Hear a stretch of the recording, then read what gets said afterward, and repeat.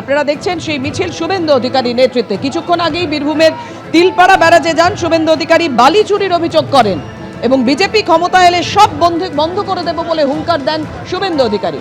শিবাশিস।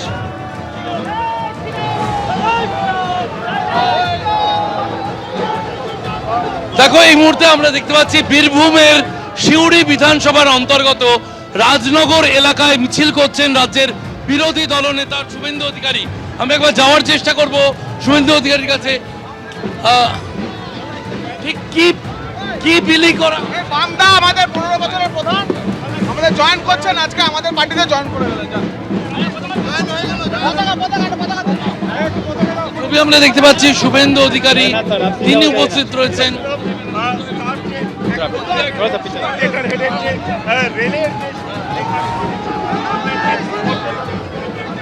এবং 15 বছরের তৃণমূলের প্রাক্তন প্রধান বামদেব ঘোষ যোগ দিলেন। 15 বছর প্রধান, 20 বছর চোরেদের সঙ্গে থাকবে না, জামাতের সঙ্গে থাকবে না।